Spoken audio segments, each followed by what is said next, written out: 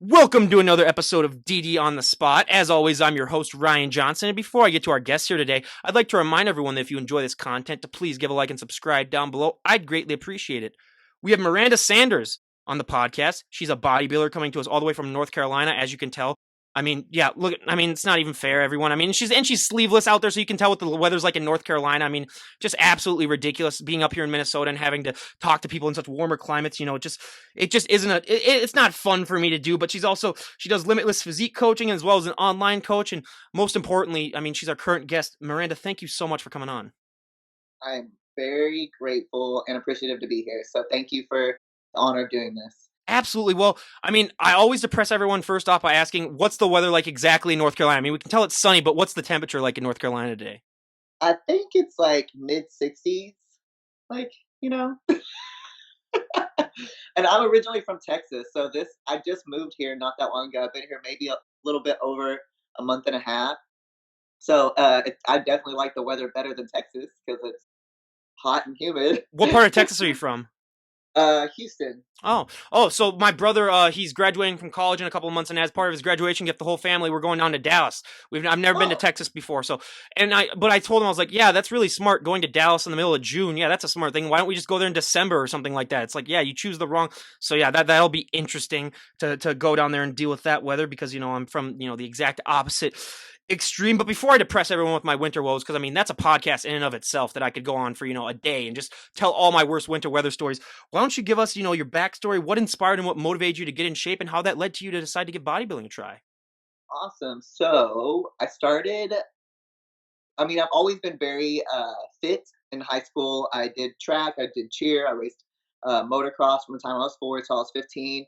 Um, I'm not gonna lie, like I developed an eating disorder. I was bulimic through high school because, of course, as women, we have this image that we have to look a certain way to be appeased in society, and it's just horrible that growing up looking at the magazines, stuff like that. It's just a horrible thing. Well, then out of high school, I met a guy and then got in a really bad, mentally and physically abusive relationship. Was there for about 4.5 years. Finally got out of it, and when I left, well, before during the relationship, I was like, you know what, I want to be a personal trainer. Like, I want to be fit. And at the time, I was like 80 pounds. But I wanted to learn because I always had this weird feeling, like this calling that I had a bigger purpose. I've always had this bigger purpose in life, like this feeling that's pushing me towards that. Like, you have a bigger purpose. Like, there's something that you need to do to give back to the world. And so finally, I left that, got out of that, and so to keep my mind right, I was like, okay, I'm just gonna go live in the gym. So I think the weight I left at was 75 pounds. So I had to train myself to eat properly and proper nutrition, and telling myself, okay, this isn't what I'm putting into my body isn't going to be bad for me. It's just to make me better, you know. And so I started training. I literally would be in the gym till like 5 in the morning because I just wanted to keep my mind somewhere positive. And I would watch these bodybuilding women walk around. And I'm thinking to myself, oh, it's just genetics. This is just they were born that way. Like, I didn't know that you could create yourself. And then once I started doing that, and I just got addicted, and I fell in love with it even more. And I just it made I already respect the body so much, but even more because there's so much mental factor that plays into it too. That it's crazy because what you tell your body to do with your mind, it will follow. Like, if you feed it good, positive things, your body's gonna follow that. If you ever want to transform, that's the beauty of bodybuilding is however you want to transform yourself, you can do that if you put the work in, and that's just a really neat thing to watch my body go from just an idea to keep. I'm constantly transforming it and creating and molding myself into what I want to be. So yeah, been doing this for been competing for 5 years straight. I got my pro card last year in July at USA's. I placed second. Um, it was just a really awesome, amazing experience to finally like reach a goal that I've always had in mind of reaching. And now I'm just ready to. Right now, I'm taking a year off before I do my pro debut because I feel like a lot of women in the bodybuilding community, they just jump right into it. They just go from getting their pro card and jumping right into it. They don't take that time to let their body react and get healthy again. And then those women are monsters competing in the pro league. To me, once you are a pro as a newbie, you're starting back from ground zero. This is scratch. This is a whole new ballpark. It's a whole new game. You need to change your training. You need to change your diet. You need to change your posing. You need to change everything. I'm also a posing coach, which I love. I have a passion and art for posing. I think that's one of the most beautiful things a woman and man can bring to the stage to showcase your physique. And I feel like in a lot of women's physique and women's bodybuilding, they make it really masculine when it shouldn't be. It should be more artful and tasty. So with my clients, the way I pose my clients is it's very artistic, flowy, elegant, and just graceful and beautiful. Because I feel like that's how you should showcase your physique as a woman. So yeah, I just love it. I really love inspiring and touching people's lives in a positive way as much as possible because I feel like in the industry, um, we have a lot of people that say they're all for promoting positivity and wanting other people to reach their goals, but then when you meet them, they're the most two-faced people you've ever met in your life.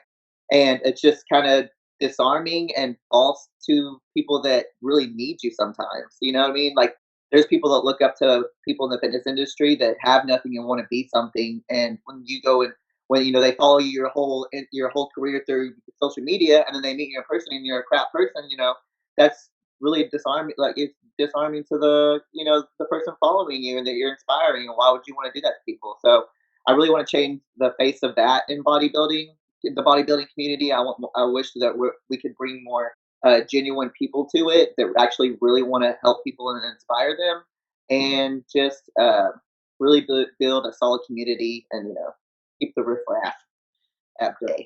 Yeah, absolutely. I mean, I love that you're a posing coach because posing is one of the most undervalued things, and I'll ask you more about that later. But I love having posing coaches on because it was the one thing that surprised me the most is that for so many competitors, it's the hardest thing. But before we get into the posing, I mean, I always say that if you were to walk into a gym with 100 people, there's 100 different ways as to how those people got into shape, whether it comes down to, I mean, their nutrition, their diet, how many reps they do, what exercises they do. So many little things add up to the overall package that people end up seeing. And I always find that it's fascinating that, I mean, everybody trains differently and everybody, gets their results differently. And if you were to walk up to someone and say, hey, what do you train for that body part? It looks amazing. What works best for them 99% of the time is not going to work as good for you. What was that experience like for you, sort of figuring out what works best for your body? Because everyone is different when it comes to getting results.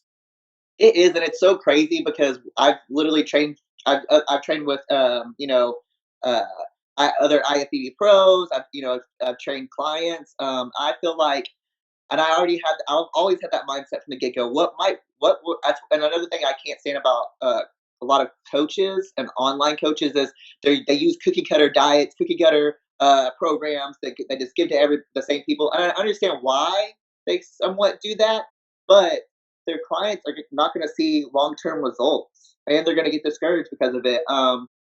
It can be anything simple from okay, so what the way I do a lat pull down works for me, but as for a client, a minor tweak will work better for them. It could be anything, And a lot of people, they're really one sided, so they think like, okay, well, this works for me, that should be able to work for you. No, that's not true.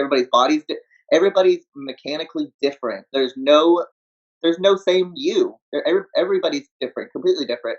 Just like when you're competing on stage, like when we're backstage and we have a lot of people that are being catty towards each other. I'm like, look, guys, like show better sportsmanship. We have all fought to be here. We should all just get along and enjoy the moment because guess what? You might have the best physique, but if you're not that judge's cup of tea for the day, that's not on you. You can't help that. So you just enjoy the moment and I just go with it. That's just how I am about all this. Yep. I mean, yeah, I always say you're sort of like your own mad scientist, like concocting your own potion. And it's so much trial and error, which I mean, in this day and age, I mean, people just don't have that effort as much as they used to where they're willing to make the sacrifice and they're willing to fail so many times where everyone just wants everything now and they want it yesterday, where it's like if you want to try to get into bodybuilding or just adapting a more healthy and fit lifestyle, I mean, it's going to take a lot of trial and error and a lot of people just aren't up to it. But you led me perfectly into, I mean, I love to talk about genetics because so many people in this day and age, especially with the technology and social media, I hear it all the time. Oh, I want her arms, or I want his abs, or I want their back. And people just don't realize you can only be the best version of yourself. You don't know how that person got to the way that they look. You don't know what they do to maintain it. You don't know their training. You don't know anything. And even if you did do everything perfectly down to what they're doing, you're not going to end up with the same results. I mean, just be the best version of yourself. And that leads me into, I mean, whenever someone gets started working out really seriously, they always have that one body part that really, really takes off. And then they have that one body part that just lags behind that they just have to train into oblivion just to get it to catch up to everything. I mean, I always always say, for my examples, my back, just because I worked jobs all throughout college of like being in warehouses, and you either got a really nice back or you quit. Those are basically the two options that were presented to you. But I'm also 6'3", so my legs and my lower body are just shot. Where I mean, I have to train them into oblivion just to get them to look like I work them out at all. I always said I could inject pure muscle into my calves and they wouldn't gain anything. I mean, I don't know why they just don't. And I mean, I always say calves are probably one of the most genetic things you'll ever have in your entire life. But what were those body parts for you when you were getting started? So my legs have been a lot of women complain about their legs. My legs shot off. Like I have I most of my I'm actually people pay me just to train their legs because my legs are so good. Not trying to toot my own horn, but I mean I might have to look into that, everyone. I do have great legs. I get complimented on my hamstring separation, my glutes. I can just be shredded to the bone. The one body part that I feel like I had to work on a lot was definitely, I want to say, or a couple. I feel like I had a couple. I had definitely my triceps because I'm bicep dominant. And my back, well, I'm very wide. I have amazing lat spread, but I needed more depth, and I feel like I'm finally bringing that. And then my lower back would hold a lot more water. You know, I mean, so everybody has their trouble areas that hold water, and a lot of it is with your back, with any muscle group. I feel like people don't understand what also you need to invest yourself into is uh being in this lifestyle or just any health lifestyle, you have to take care of your body. And I feel like getting deep tissues plays a big part in that, because if you don't reset your muscles and they're always balled up, there's going to be no room for them to grow. So I feel like for my first prep I didn't do that as often. My second prep I did that every 2 weeks, so twice a month at minimum, and I just saw crazy amount of growth. And just with the way your mechanics are with focusing on what type of training you're doing. If you're doing lat pull downs, what is that going to do is make your back wider. You need something for depth, a lot of rows, rack pulls, stuff like that. So I've transformed my back a lot. When I got my pro card, they didn't mess with that. They just said like, okay, we want a better quad sweep on you. And then we want you to focus on your lower back. And I was like, okay, that's super. That's not nothing to deal with. You know what I mean? So, and then all boils down to proper nutrition.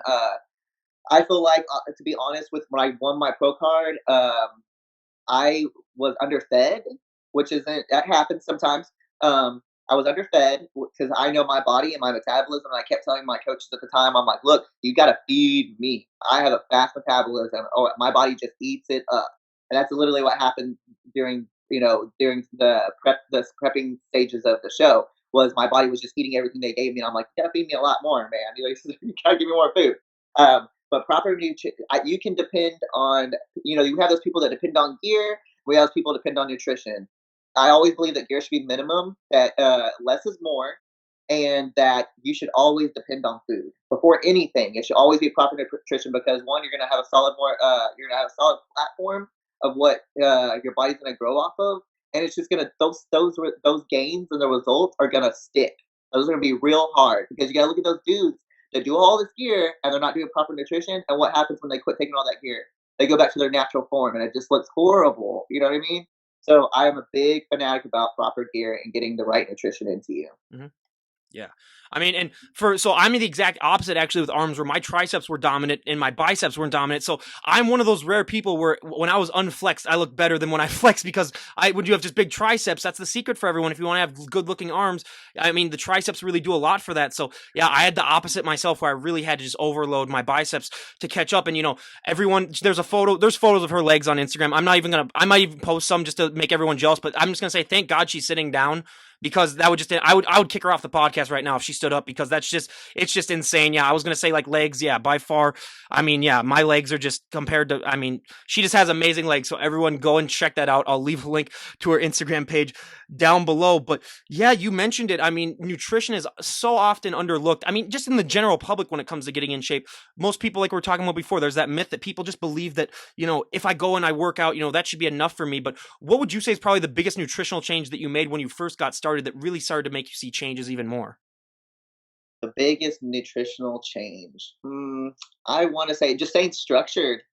Just staying structured. Don't go outside your plan, and just, if you want, like, people make too many excuses, like, "Oh, I don't have the time or the money or whatever," that's just an excuse. I just feel like I just always when it comes to bodybuilding, literally a robot. I'm gonna do it exactly to a T because I have an end result and a goal that I have in mind.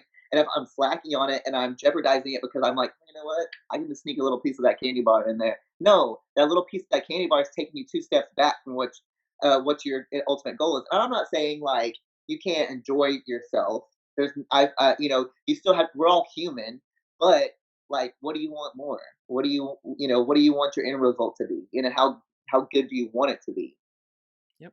No, it's a mind game too, as much as a physical game in and of itself. I mean, I always said you can convince your body to work out. I mean, that's just something that you can do. But mentally, just waking up every day and just eating the same things or just maintaining this lifestyle is just it's so much more of a mental game that I always said if you can finish up a prep and finish up a competition in an off season, I mean, you can accomplish anything just because you just go through so much when it comes to that.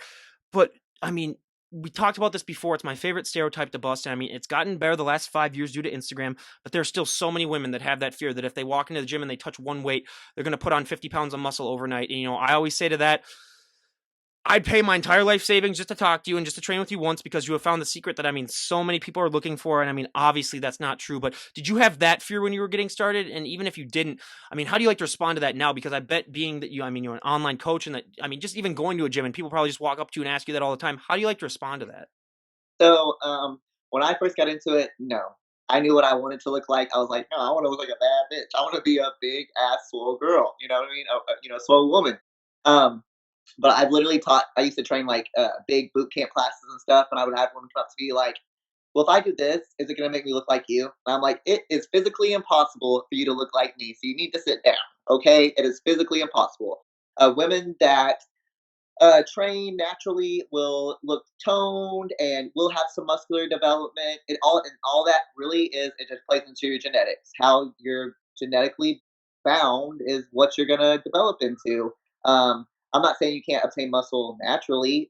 You definitely can, but the aesthetic look that I'm looking for is completely different than what most women are. We are a very rare breed of women. We're not everybody's cup of tea. We get a lot of shit for that. There's been many a times that I'm harassed by men and women that I'm a man, and it's just degrading it is degrading and it is very offensive. But at some point, I'm like, you know what? People don't understand what they can't explain, and so they just get hateful when it comes down to that. And I can't really blame them for that. You know what I mean? It's just they're closed minded, and that's wrong. No, 100%. We hear that all the time, and then I always like to respond to that. They say, "Oh, they look like men." I say, "Well, what kind of men have you been hanging out with then?" Because I want to know. Because that's that. I find that very very interesting. But on top of that question, I mean, I always say one thing that impacts women so much more positively than men. I think is just that confidence boost that you get from working out. I mean, we've heard hundreds of stories on this podcast of women who have been able to make life changing decisions. It's really just helped them out in their lives. And I always say that's the one thing that you can take from the gym and use to impact every single aspect of your life. How have you personally used that confidence boost that working out gives you and use it to better your life? Bodybuilding has literally saved my life. I mean, I went from a 75-pound little broken, just fragile thing. Like it was horrible. And then once I started doing it and like believing in myself, like I'd be like, oh dang, you know what? I am smart. Oh dang, I am getting. I'm accomplishing the goals that I set out in front of me, and I'm actually doing something that somebody said I would never be able to do. And that's like even I've even had. No offense to my family. I love my family, but you know how people are. If they don't like something and they can't explain it, they're against it. So I've had 2 kids. My oldest is 11. My youngest is 8, and I've had my family tell me, "Oh, you'll never be able to have abs because you've had kids," and just like like you'll never be able to achieve this, you'll never be able to achieve that physically, and that kind of like pumped me up more to do it because you're telling me I can't do it. So I never thought I would just be this outgoing and outspoken, and I'm like, you know what? If you don't like me, okay, you don't like me, but don't you? I mean, I love who I am. So, and I'm not here to hurt anybody, but confidence is everything. You can accomplish so much with confidence, and for something so it's just so inspiring to touch iron and watch your body transform with it, and just actually get to fall in love with the atmosphere and just what it brings to the table is an amazing, amazing thing. Like I'm very old school with when it comes to bodybuilding. I'm not really all into this IG Insta, hoey girl kind of look kind of thing. I miss the hardcore, bodybuilding videos, and that's why I always like put my hashtag Let's Make Bodybuilding Great Again because eventually I am gonna start posting videos like that again, just hardcore, raw, getting in the gym, like real work videos. Because at the end of the day, that's what it really takes. Not some 20-step booty workout, that you're only working one area that all these people are selling for that they think that they're gonna make results off of. Yeah, no, I totally get that, and yeah, I do sort of want more of that back too because yeah, it is about bodybuilding. It's not about all the stuff. I mean, Instagram is a great platform to use, but yeah, it can be used for other stupid ways as well. And I mean, I totally get that as well. But one thing that is never talked about online, and I really think it needs to be talked about more, is that I mean, it's the number one thing when it comes to recovery. It's the number one thing. Maybe it might be the most important thing overall is sleep. I mean, people do not discuss that if you're getting into this lifestyle. I mean, first of all, just without even working out, you need your proper amount of sleep. But when you start getting really into the health and fitness lifestyle, sleep becomes vastly more important to you.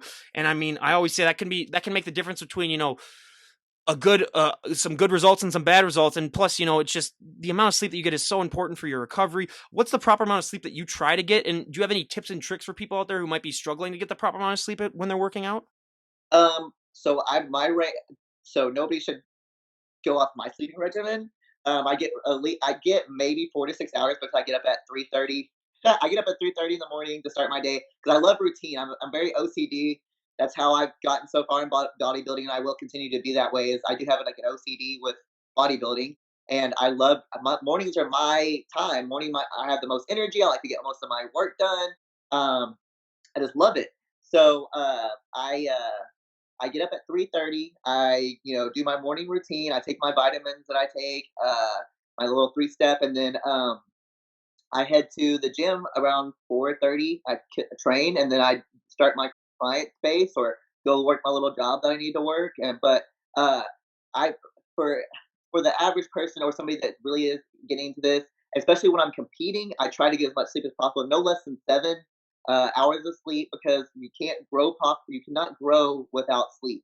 Your body has to have. That's the most important recovery time for your body is when you're sleeping, and when you're competing and not getting enough sleep your body will hold water. It'll hold the weight that you're trying to lose because it's just kind of in like this hibernation mode to keep everything because it's being conservative. But it's crazy because I've literally done it. I've literally ran off like 2 hours of sleep. Went and did my day. I weighed myself that morning and was like, "Oh man, I'm up 3 pounds. What the heck?" And I'm like a couple weeks out from a show. What the heck?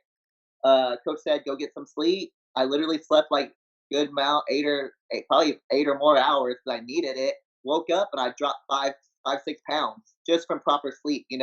So that plays a huge factor into it. I suggest sometimes I have to take melatonin because my body doesn't like to wind down at night. I take a little natural gummies because they're delicious. But I suggest that or making sure you go to bed earlier than usual. If you're getting up as early as me, I mean honestly, getting to bed no later than 8:39, so you can at least get like good solid 6 hours. You know what I mean? Sleep is so vital to your prep or just brain activity and being able to think straight.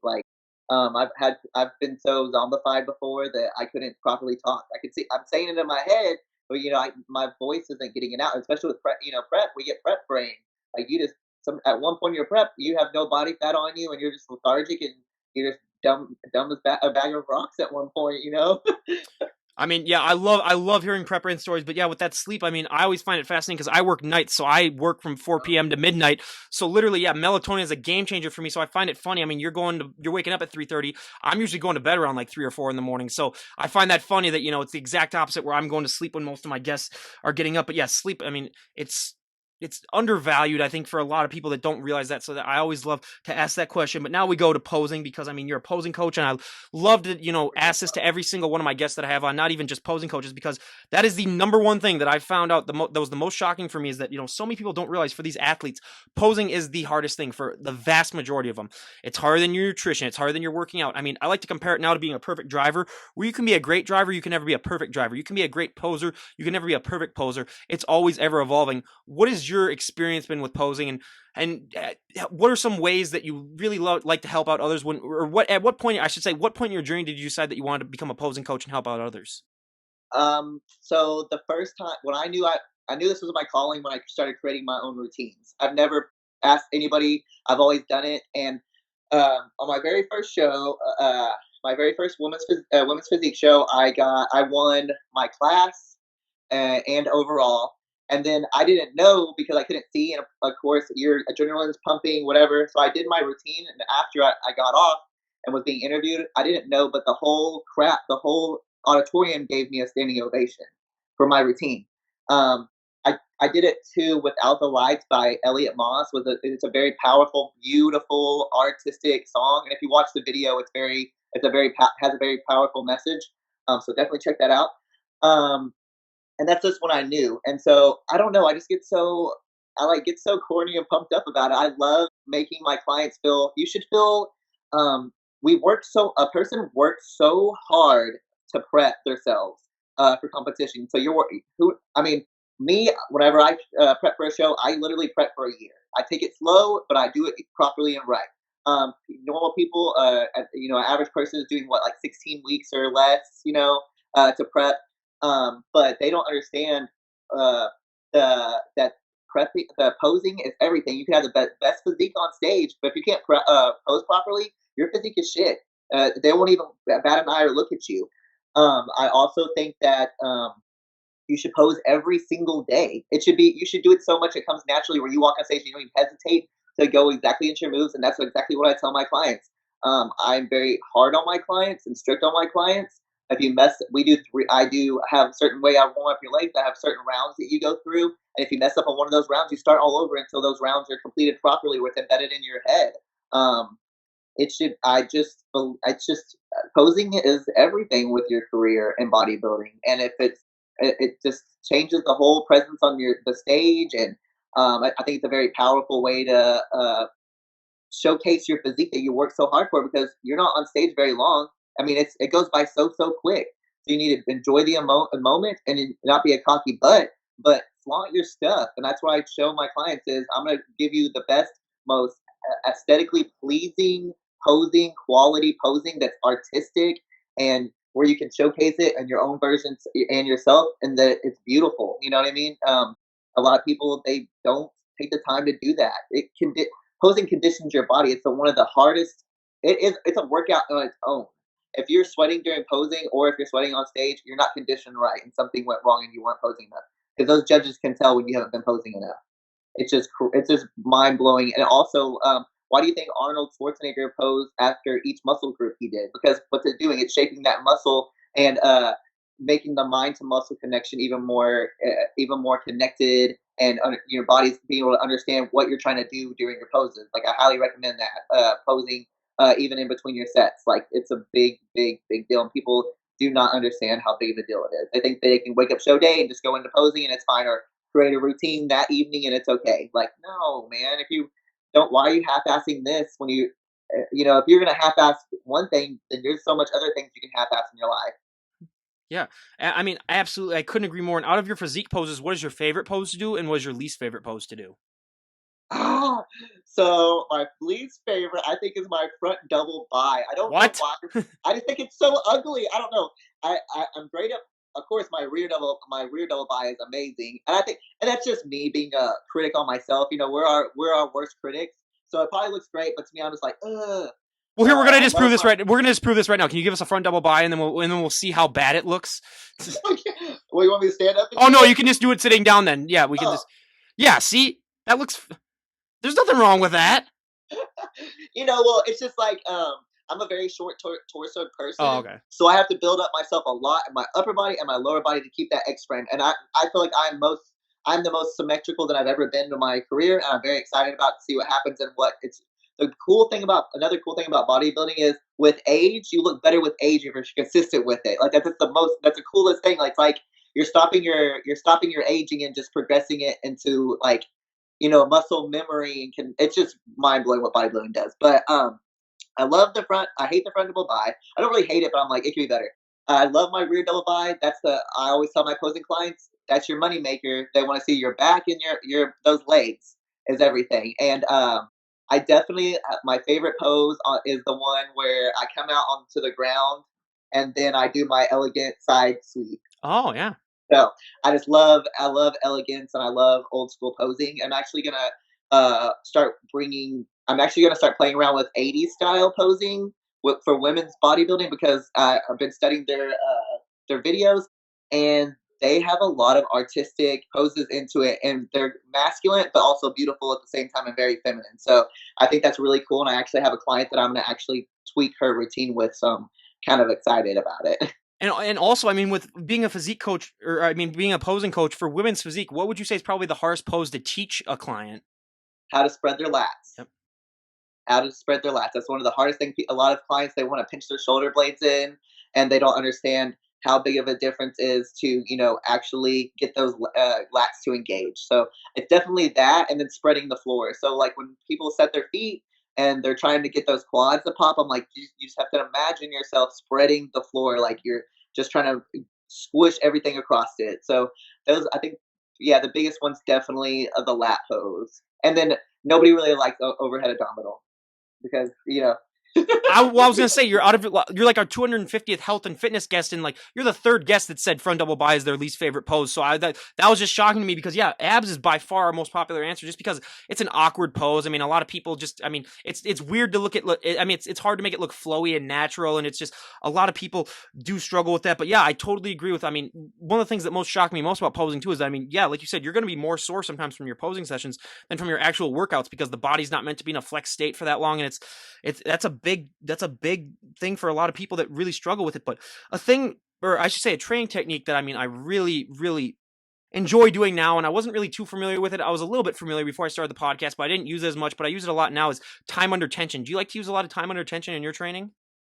So I just started doing time under tension, and I freaking love it. So I did a leg workout. When was it? Friday, and it was literally, so what I did was so if I have 10 reps. I have 5 sets of 10, right? Okay, so rep 1 is 10 counts negative. 10, 9, 8, 7. Rep 9, when I go back up, is 9, 8, 7, 8. You're doing a countdown the whole time, right? Then when I get to rep 1, because it's only 1 second rep, right? I rep out 10 reps. Dying. Just dying. And also your what I do is I try to lift as heavy as possible, but control. It's like if the weight's moving me, then I need to drop it. I need to control that weight. I'm that weight's boss. The weight doesn't control me. That's like my biggest thing. Lift heavy, but be smart about it because you want to be in this for the longevity, not for the short term. I mean, I love Ronnie Coleman. That's my boy, but look what state he's in because he decided he wanted to squat 800 pounds like it was nothing. You know what I mean? And he trained all his body parts in one day because he was an active duty police officer. You know what I mean? A lot of that has to play. He was a genetic freak, but look what the toll it did on its body. There's no need in bodybuilding unless you're a powerlifter. There's no need to be pushing all that heavy weight. We're here to strength is awesome, but there's a lot of point where it's ego lifting, and bodybuilding is to look aesthetically pleasing to the eye. We do not give a crap. None of the judges give a crap, and they're gonna walk up to you and say, "Hey, bro, how much do you squat?" Or, "Hey, ma'am, how much are you bench pressing?" It's not about that. It's not. You can use the lightest weight, and as long as you're having the muscle to mind connection or time over tension, you're gonna get the best results out of it. And I highly believe that. And I highly recommend it. I've always said, I mean, there, in the general public, there's a huge thing where people just don't understand that. I mean, there's a big difference between bodybuilders and powerlifters. And I know that, I mean, some powerlifters, I'll even admit, they look like they've never worked out a day in their lives. And then they walk into the gym and they're benching like 500 pounds and you're just like, okay, that's amazing. But yeah, people don't understand that bodybuilding, like you said, yeah, it's all about that aesthetic look where, I mean, there could be people that just do, a lot of reps, and they might, they might be curling like 15 pounds or whatever, but just doing a lot of reps of it. Or they might be only bench pressing, the bar plus, like maybe might be doing like 130 pounds or something like that, but they're just repping it out just to get the aesthetic and just to, tear the muscles down and build them back up. So that's one thing that a lot of people don't realize with bodybuilding that I love to point out. But a question that I ask all the pros on the podcast, because for so many people, winning your pro card is the highlight of your career, just because that's the affirmation that all the hard work that you put into it has paid off, and you can compete in the pro shows now. What was that moment like for you when they announced your name and you realized, oh my god, I'm a pro now?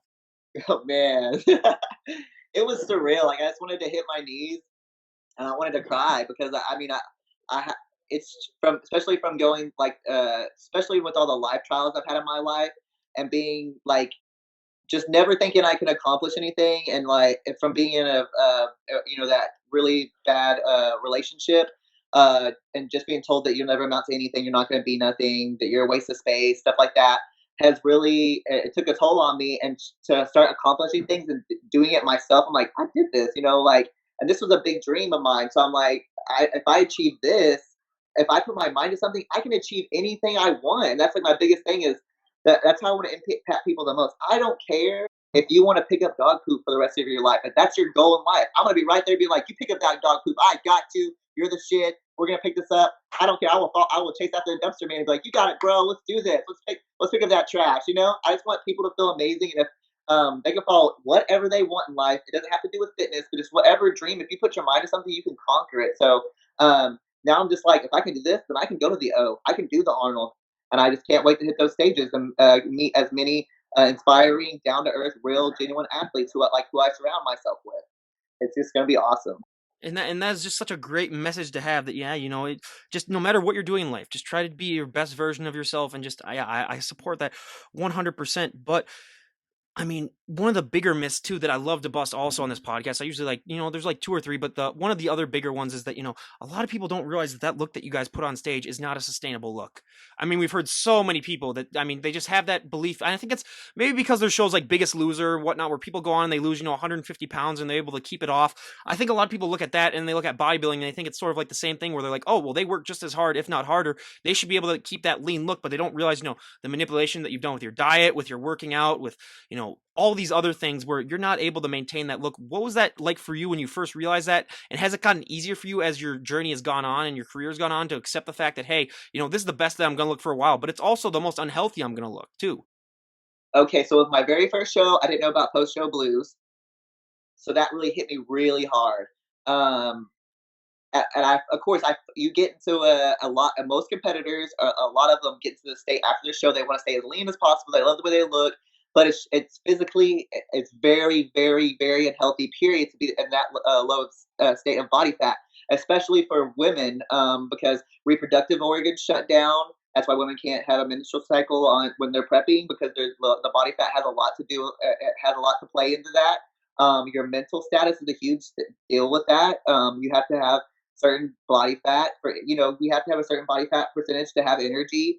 Um, it's just not as sustainable. Now, I believe that you can have a certain amount of body fat on you and still be lean and look good and still feel good about yourself. I don't. I think it's very dumb of athletes to put on tremendous amounts of body fat in their off season, because at one point your body stops trying to turn it into muscle and it just keeps turning into fat. And then when you do decide to cut down, your prep's going to be even longer, and it's going to be a lot harder for you to get that fat off of you, because you have to think of it as how I tell people and how I've learned from a lot of people that I've talked to is, so whenever you're uh, whenever you're developing fat deposits in your body, right? Think of those as garages. As soon as one storage is full, what is it going to do? It's going to create another, right? Those storages don't go away. So anytime you gain that body fat, those storages are going to be filled up with body fat again.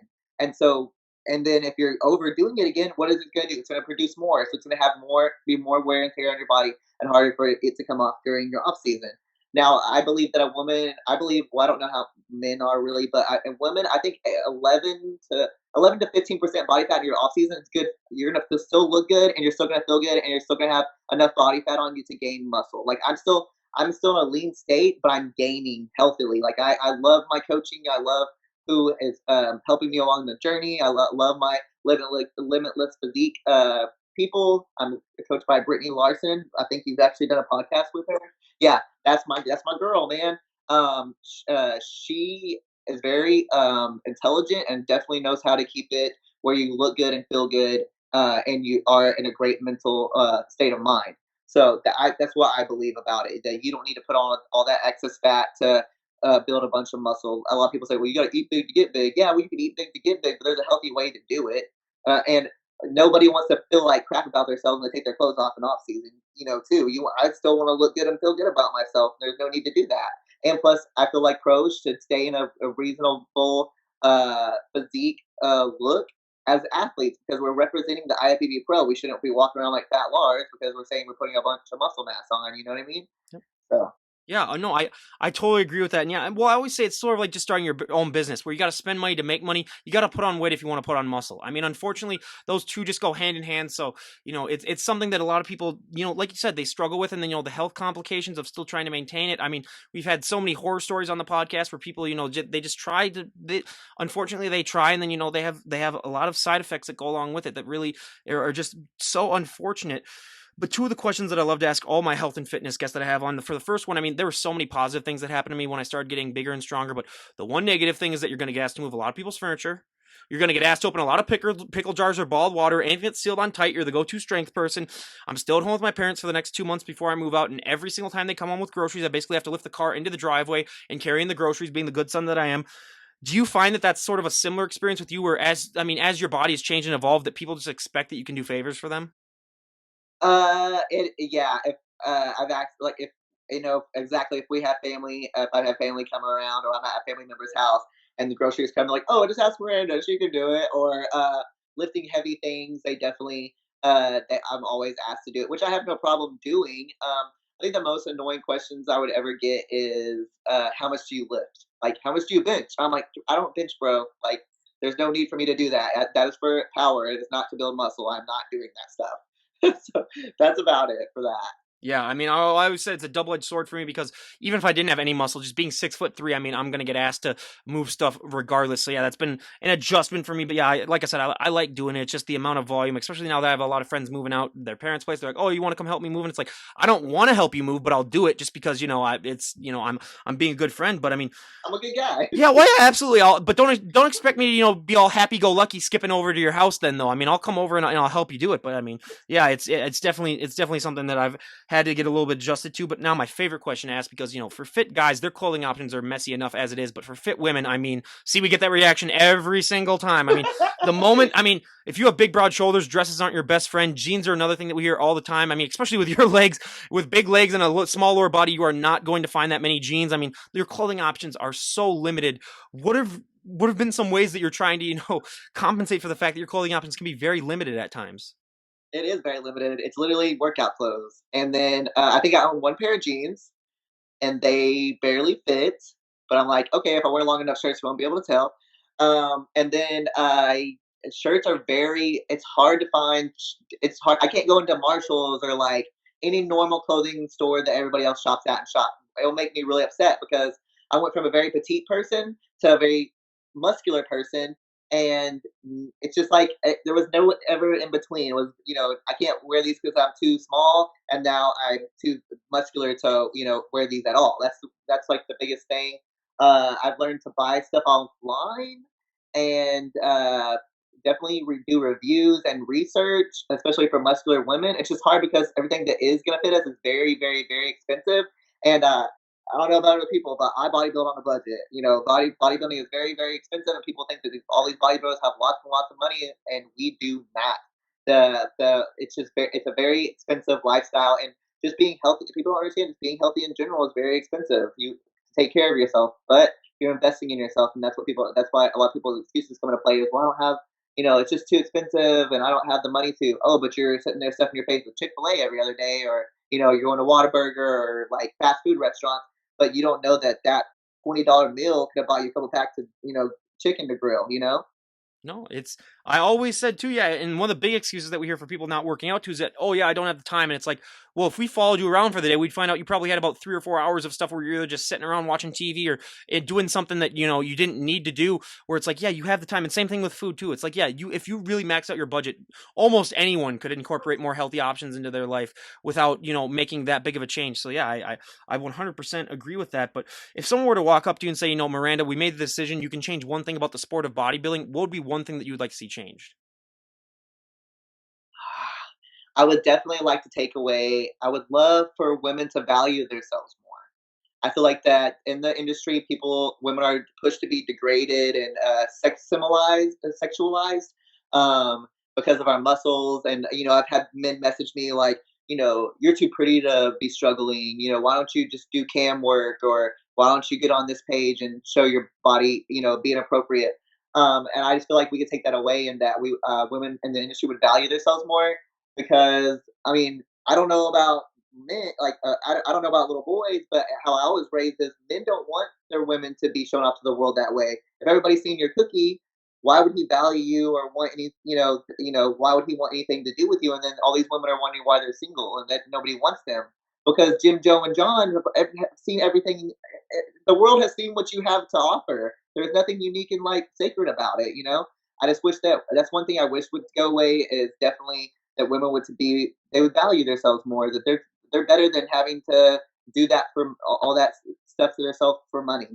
You should respect. I have done it. I will do anything and everything I can. I will take small jobs. I will do construction, whatever I have to do to follow my dreams and provide a better life for my kids.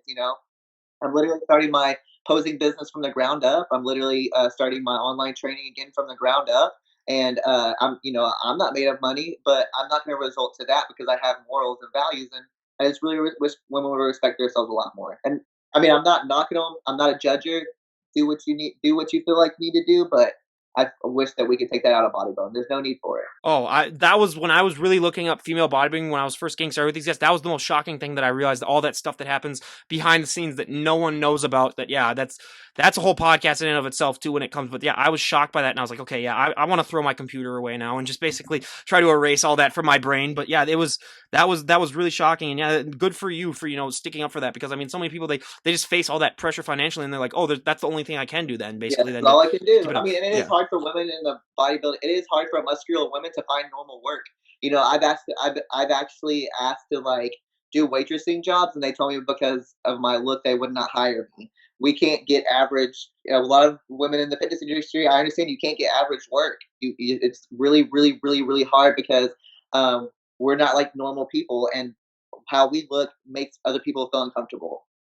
Yeah, no, and yeah, and I mean, I think it has been getting better as time goes on, but yeah, still, yeah, I always like to compare it. You're almost like a mini celebrity whenever you go out in public, just because people, I mean, when they see something that's not normal in their point of view, I mean, they're just fascinated by it, and then they like to stare. But if we were to talk to you a year from today, what are some goals that you would like to have achieved? What are some plans that you have when it comes to? I mean, I know you said you're taking a year off, but ideally, if we were to talk a year from today, where would you like to be at in your bodybuilding? So I'm taking the year off so I can gain size, of course, because those girls are monsters, and I wanted to be very healthy. I'm making sure my hormones are right to be able to start prepping again. That's a big factor, and I think women should all take that very seriously, especially for longevity of the sport. What my goal is to do in a year is just start racking up points, and I want to be competing in the Olympia and the Arnold. Like I will be competing in the Olympia and Arnold. Like I'm just gonna put it out into the universe. That's what I'm gonna be doing. And I just want to establish my posing business more. And my biggest goal in this, and I feel like this is my purpose in life, is to just really inspire people and make them feel like they can do anything in life. I want everybody to know no matter what, no matter how hard life is, just don't give up. It's all going to work out if you really work hard for it. Yeah. Yeah, I mean, yeah, hard work beats talent is one of the best quotes and it's one of my quotes to live by. And I totally agree with that. And I mean, is there any way that people can get in contact with you other than Instagram if they wanted, for posing or for any other tips or if you're doing online coaching? Is there any other way other than Instagram that people could get a hold of you? I have Instagram and I have Facebook. Those are my two. And then if we establish, business transactions, then I give out my email and personal number and stuff like that, so we can go from there. But yeah, Instagram has been my hotspot lately for sure for posing. And then you can also get a hold of Brittany. I am doing the Limitless coaching program through her. I'm one of her coaches, and she always sends people my way. So it's just awesome to work with her. I'm real grateful to be working with her as a team. So And I'll leave a link to all that stuff down below. So anyone, if you're interested, go and definitely, message her. And I'll leave a link to the Brittany podcast too, because yeah, I really enjoyed having her on. She was great as well. So I highly recommend everyone look into that. And lastly, is there anyone that you'd like to give a shout out to before we wrap things up? uh, yeah, I just want to again shout out Brittany. You're my best friend. Oh crap, my battery low. Oh, sorry. Shout out to Brittany for helping me and always being here for me. You're the best coach I could ever ask for. I'm the healthiest I've ever been. Thank you so much for allowing me to be here. I just want to shout out to all my girls in the fitness industry who are like-minded, uplifting, inspiring women who love making other women feel really well. Um, and that's one another thing I do is I do promote a lot of uplifting stuff for women. Every Wednesday I do Inspirational Women Wednesday, and I shout out to women that I see on Instagram, even if it's just a normal housewife, to somebody that's high up in the fitness industry, just anybody. I love bringing out the best of them and just making them feel great. So And that's awesome. And again, you guys, I highly recommend everyone go and check her out. I'll leave a link to all that stuff down below. And Miranda, again, thank you so much for coming on and sharing your journey. I mean, I really appreciate having you on, and we wish you nothing but the best of luck in the future. thank you so much. I really appreciate this. Thank you for allowing me to be here. Well, absolutely. It was my pleasure. And again, you guys go and check her out. I'll leave a link to all of her stuff down below. And this is Ryan Johnson, DD on the spot, signing out. Have a great day, everyone.